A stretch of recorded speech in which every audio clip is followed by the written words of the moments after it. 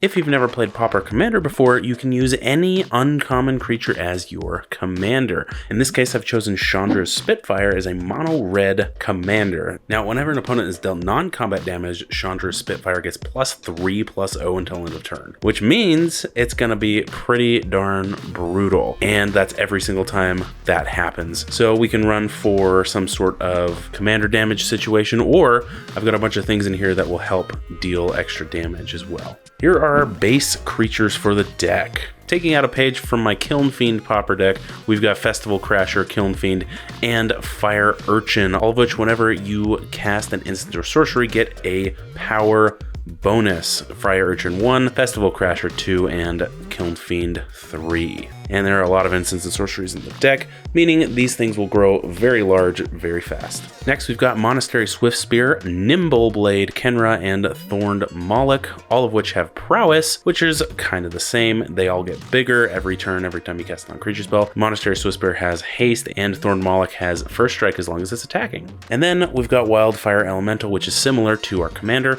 Whenever an opponent is dealt non-combat damage, creatures you control get +1/+0 until end of turn, making everything bigger every time that happens, which adds an extra power to our commander, etc. and so forth. Spellgorger Weird is very similar. It's kind of got a pseudo prowess, but whenever you cast a non-creature spell, you put a +1/+1 counter on it. Pyre Hound and Pyroceratops are the exact same. They have trample, and whenever you cast a non-creature spell, you put a +1/+1 counter on it. Spell Eater Wolverine has double strike as long as there are 3 or more instants and sorceries in your graveyard. They've got kind of like a more utility creature here. We got Goblin Tunneler, so you can tap it and give target creature with power 2 or less unblockable basically for the turn. And a lot of these creatures are very small, so we just kind of make it unblockable for the turn, and then we start casting spells, and it gets bigger and bigger and bigger, and then you swing, boom, you've got an unblockable giant creature. And finally for creatures, we've got Soulbright Flamekin. It's an elemental shaman that you can pay 2 generic mana. Target creature gains trample until end of turn. If this is the 3rd time this ability resolves, you add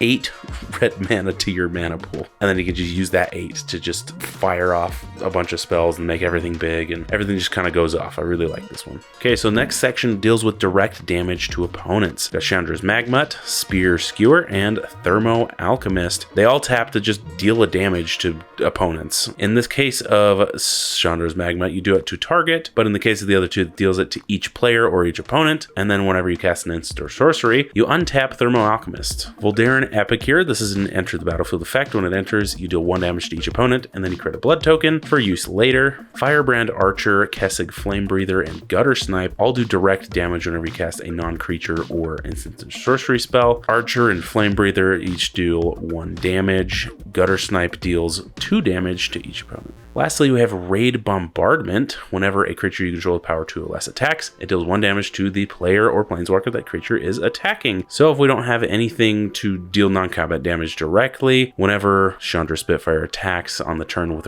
Raid Bombardment out, it attacks, boom, immediately gets that bonus. I don't know, I think it's a pretty neat card to put in here. Section 3 here, more damage. We got to do just more and more and more. It's a red deck. Shock, deal 2 damage to any target, and that's, that could be the non-combat damage for the commander or whatever else you need. Sizzle, this does 3 damage to each opponent, so that's pretty cool. Lightning Bolt and Radiating Lightning each deal 3 damage. Radiating Lightning specifically to a player, and then it deals 1 damage to each creature that player controls.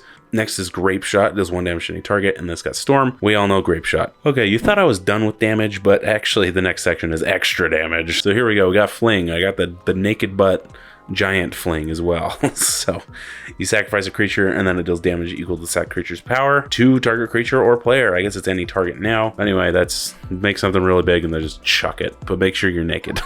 Assault Strobe and Teamer Battle Rage each give the creature double strike. Teamer Battle Rage also gives it trample as long as you have a creature with power 4 or greater. Pursue Glory and Trumpet Blast. These two each give our attacking creatures +2/+0, and Pursue Glory has cycling. Wrap in Flames. It deals 1 damage to each of the 3 target creatures, and then those creatures can't block, paving a path right for our awesome creatures. Okay, I think I'm done with damage. Well, actually, there's a lot of these that kind of do damage just as a side effect. But anyway, so we got a Fang Dragon. It's Forklift Sweep.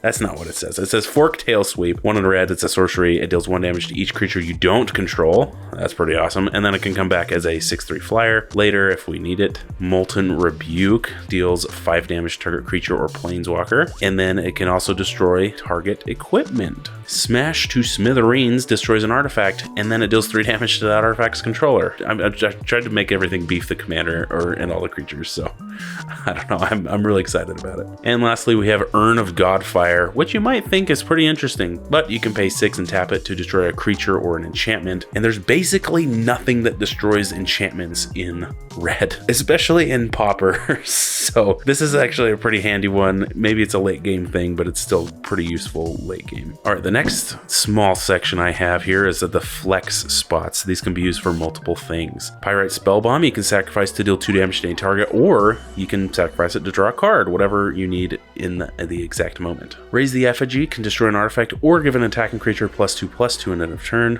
Abrade and Cast into the Fire are pretty similar. They each eliminate an artifact and then they deal damage in different ways. Abrade deals 3 damage to target creature, and then Cast into the Fire deals 1 damage to up to 2 target creatures. So that's pretty cool. Okay, next we've got a tiny bit of card advantage. I don't know if it's called card advantage in this case, but they do draw cards or some sort, and they deal damage too. Sky Scanner and Wedding Invitation, ETB, draw a card. Sky Scanner is of course a creature, and then Wedding Invitation is actually one of my favorites. You can sacrifice it to give target creature unblockable. I don't care that there's no vampires in the deck. It just makes something unblockable just by tapping it and sacrificing it. Introduction to Prophecy. I personally really like these colorless things because they just fit in any deck, but you scry 2 then draw a card, and I don't think that's so bad. Implement of Combustion. Pay red and sacrifice it to deal 1 damage to target player. There we go, non-combat damage. And then whenever it's put into the graveyard, you draw a card. Blazing Crescendo gives a nice 3/1 combat bonus, as well as exiling the top card of your library, and then you can play it until the end of your next turn. Goblin Researcher does the same impulse draw type effect. When it enters, you exile the top card of your library, and then during any turn you attacked with this card specifically, you may play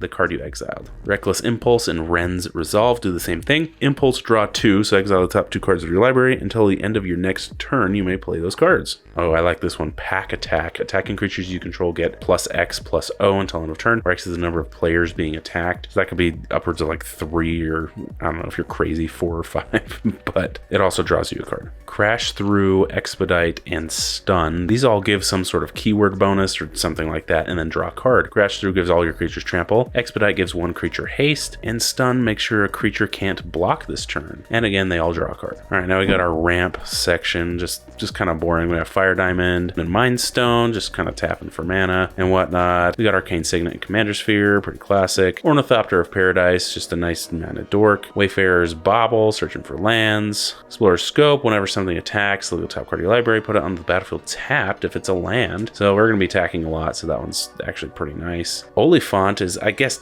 not technically a land ramp, but it does have mountain cycling, which really helps. Mana Geyser, Pyretic Ritual, and Seething Song. Again, not technically ramp, but they do add a bunch of red to your mana pool for all sorts of stuff, and then you just play a bunch of spells, just like red likes.